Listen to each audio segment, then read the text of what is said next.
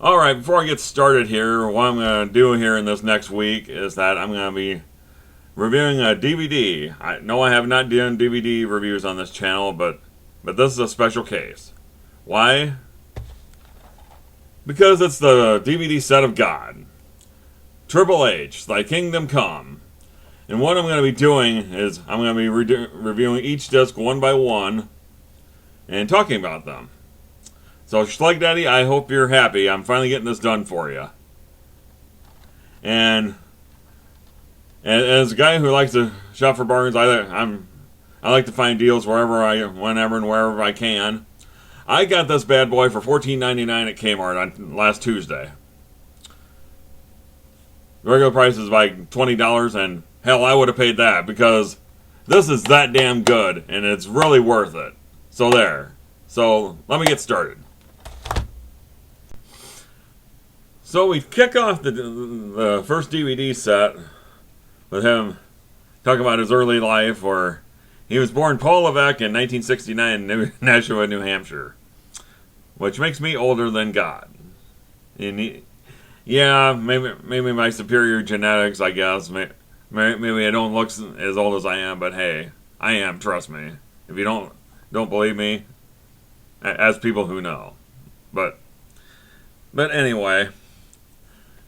It's interesting to hear about his early career and how he'd been a big wrestling fan growing up as a kid, and how Ric Flair was his idol, and he got to meet him as a younger man. But I'll talk about that in a little bit. But just the first part of it shows him how he got into the business, where he'd met Ted Arcidi, who was a former WWF superstar back in the late 80s, but first he was a world champion like a weightlifter. At one time he had held the world bench press record by bench pressing 705 pounds. And one thing about showing him in his early career, that he had a really nice mullet when he started, but then again, I think a lot of people that are around my age, around that time in their life, they probably had a nice mullet too, because that was the end thing back then. I damn sure had one. Sure, I had to cut it before I got into my first job at a fast food restaurant, but hey, I had one at one time. And you older wrestling fans, you're gonna remember him as Terra Rising when he first went to WCW, and how he was trained by Killer Kowalski as well. I mean, a lot of people know that, but it's kind of like your typical WWE video. You got people talking about him, but they don't have just anybody talking on this disc. I mean, they have big name players. I mean, there are some WWE Hall of Famers, and there's probably at least a couple on here that probably will be at some point. But I mean, it was nice to hear his parents talk about him. And then you had Undertaker. I mean, it's pretty rare for Undertaker, especially to be out of character talking on a DVD set, but he did on this one because he actually requested to be on this DVD. So that just tells you what Undertaker thinks of Triple H and why he was so willing to talk on his DVD. But you got other players like The Rock, who's going to be a WWE Hall of Famer. You got Batista. You got Sean Waltman and other members of DX. Kevin Nash talking about him. Talking about how he was their designated driver when he first came to WWF, because he was a clean liver. He didn't drink or do any drugs or any of that kind of stuff. Then, of course, you hear Stephanie talking about him, and Vince and JR and people like that. But there's big name players on this DVD, let me tell you. And I thought another interesting part of this is when he first got into WCW, and how Eric Bischoff offered him $52,000 a year to start. Well, it's like you're, and the thing is, he offered him a 2-year deal, but Hunter only wanted 1 year because figured if you don't know how good I'm going to be in a year, then and then you're either gonna know if I'm really good or I'm gonna kind of fall by the wayside.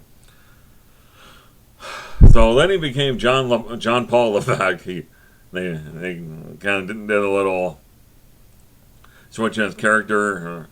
He's only there in WCW for like another year. Then he goes to WWF as Hunter Hearst Helmsley, which we really know him as today. But he kind of took that gimmick up there at first, and then another part of this I was not aware of is that Lex Luger came up with the name of the Clique for Kevin Nash and Scott Hall and Waltman and Michaels and that. So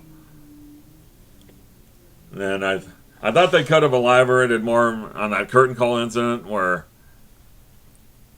when Hall and Nash were leaving WWF to go to WCW in 1996, and then talk about how he really paid the price for, I guess, breaking the fourth wall, if you will.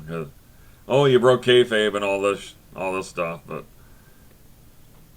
And another part of this I thought was pretty interesting was before they put before they put Triple H with China, they were going to put him with like Mr. Hughes, or they're going to put him with Honky Tonk Man. It's like, you just would have thought, why? It's like, I mean, Honky Tonk Man was in a gimmick with Billy Gunn when he was Rockabilly, but oh god.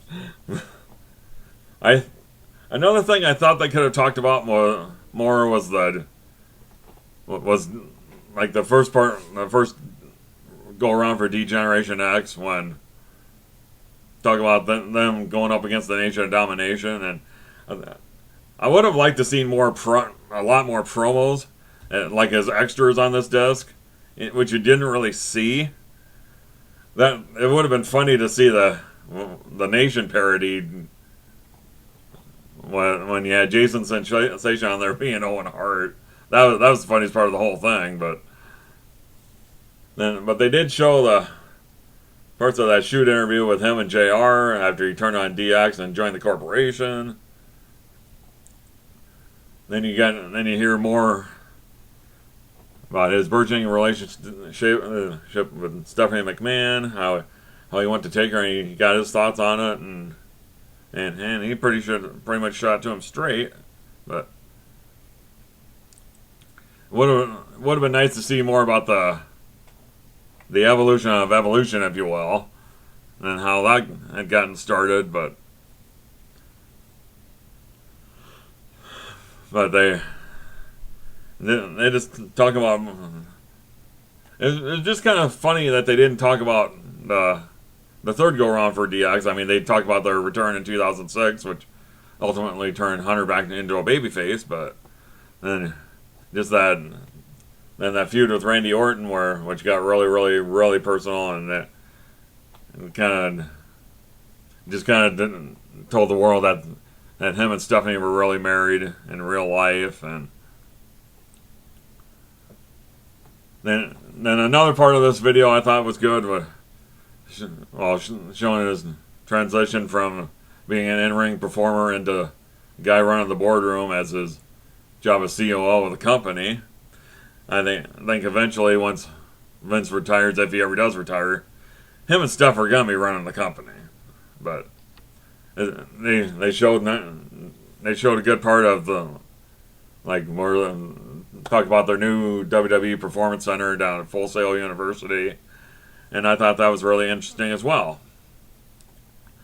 But as far as this whole DVD goes, I thought it was a damn good DVD, especially this first part of it. I have not watched the other two parts of this DVD yet, but I plan to here in the next week, and I plan to give you my thoughts on those.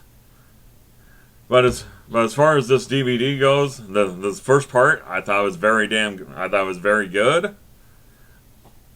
I don't think it's an A DVD by any stretch, but